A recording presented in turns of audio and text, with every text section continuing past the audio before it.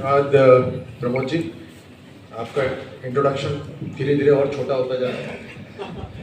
सभी प्रेस के बंधुओं को मेरा नमस्कार और एक बार फिर आपको धन्यवाद कि आज आप भारतीय जनता पार्टी के कार्यालय पधारे। आपके माध्यम से हमने अनेकों बार राजस्थान की और देश की जनता को राजस्थान में किस तरह से कुशासन या कोई जनता से जुड़ी हुई जो बातें होती हैं वो लोगों तक पहुंचाई। आपके माध्यम से राजस्थान की जनता अब इस बात को तो मान ही गई होगी कि कांग्रेस सरकार जो राजस्थान के अंदर शासन कर रही है उनके वादे और इरादे ये अलग अलग होते हैं। इनके जो वादे होते हैं उसके अंदर शर्तें लागू होती हैं। जैसे मैं पहले कह रहा था कि स्टार लगाना चाहिए इनको कि वादा तो करते हैं, इनको लिखना चाहिए नीचे हमारी शर्तें जरूर पढ़ लें। ये अगर किसी योजना से लोगों में खुशखबरी का अगर भ्रम फैलाने की कोशिश करते हैं तो उसमें भी इनकी शर्तें लागू होती हैं। यहां पर विकास के ऊपर शर्तें लागू होती हैं। इन्होंने कुछ समय पहले वादा करा था कि 100 यूनिट बिजली हम फ्री देंगे। इनकी शर्त थी कि रजिस्टर होना बहुत जरूरी है। यह भी अपने आप में एक अजीब विडंबना है कि जिसके हर राजस्थान में हर व्यक्ति के बिल आते हैं, लेकिन कांग्रेस सरकार 100 यूनिट उनको फ्री देगी जो रजिस्टर हुआ हो। चलिए कोई बात नहीं, लेकिन इनका इरादा क्या था? इनका इरादा था कि फ्यूल सरचार्ज लगाकर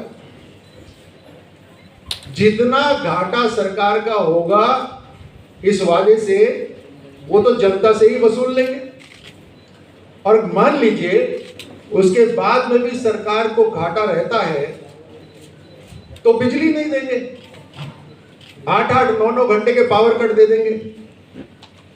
महिला सुरक्षा की बात आती है तो वहां तो इन्होंने वादा ही नहीं करा, लेकिन ये डींगे मारते हैं एफआईआर करने की।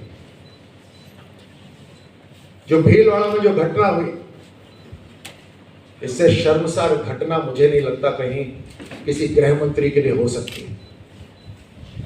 इनके एक बड़े नेता आ रहे थे, उनके आने से पहले एक महिला के साथ सामूहिक दुष्कर्म होता है, खबर फैलती है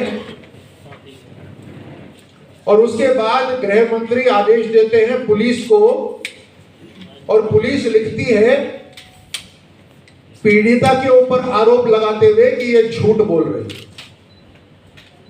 इससे ज्यादा शर्मसार कोई बात हो सकती है क्या?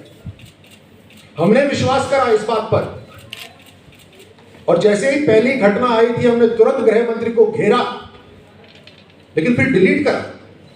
अरे पुलिस कह रही कि गलत है मामला, हम गलत आरोप नहीं लगाना चाहते।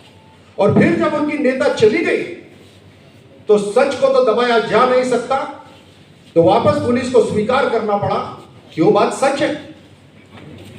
क्या तमाशा बना रखा है राजस्थान के अंदर। और आज की घटना सूरतगढ़ के अंदर एक महिला का सड़क के ऊपर जला हुआ शव मिला है। आज सुबह की घटना है, मुझे यकीन आप सबको पता होगा इस बारे में। हर रोज राजस्थान के अंदर इस तरह की घिनौनी घटनाएं हो रही हैं।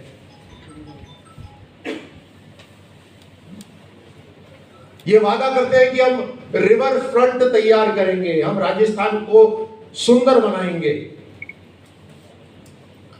लेकिन इरादा क्या है इनका? जनता के करोड़ों रुपए खर्च करेंगे बिना किसी अनुमति के। जो सुप्रीम कोर्ट के कानून है उनकी धज्जियां उड़ाते हुए रात को गली से जैसे छुप के कोई निकलते हैं वैसे उद्घाटन से बचेंगे।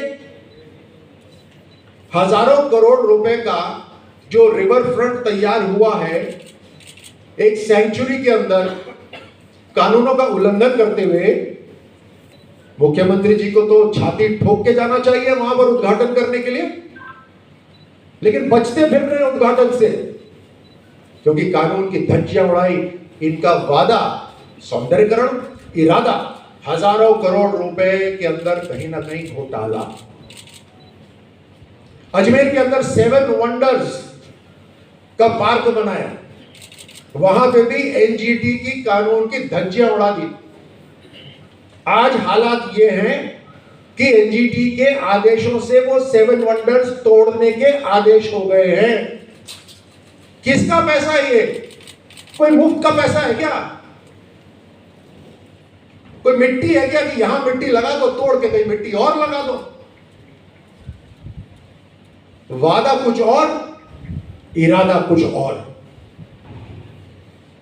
इनके वादे जनता को लुभाने के लिए हैं और इरादे कुर्सी बचाने और जेब भरने के लिए हैं। ये मुझे लगता है आपके माध्यम से, आपकी जो प्रेस क्लिपिंग्स आती हैं, आपकी वीडियो क्लिपिंग्स आती हैं, उससे राजस्थान की जनता को पूरी तरह ये समझ में आ गया होगा। और मैं 1 मिनट के लिए आपको बस कंपैरिजन बताता हूं, क्योंकि जब कंपैरिजन होता है ना तो जनता को समझ में आता है। फिर मैं वापस विषय पर आऊंगा। जब इनके वादे और इरादे की बात कर ली तो मैं ये कहना अनिवार्य हो जाएगा मेरे लिए कि दूसरी तरफ 9 साल से काम करने वाली मोदी सरकार जो कहती है वो करती है। अगर प्रधानमंत्री सम्मान निधि की उन्होंने बात करी तो प्रधानमंत्री सम्मान निधि की 14वीं किश्त तक आज किसानों के पास पहुंच गई। अगर शुरू में कहा कि 2 एकड़ जमीन तक का कंडीशन लागू होगी तो वो भी हटा दी, हर एक किसान के लिए लागू कर दी। अगर उज्ज्वला कनेक्शन का बोला तो पहले 5, फिर 8, फिर आज की तारीख में 9.5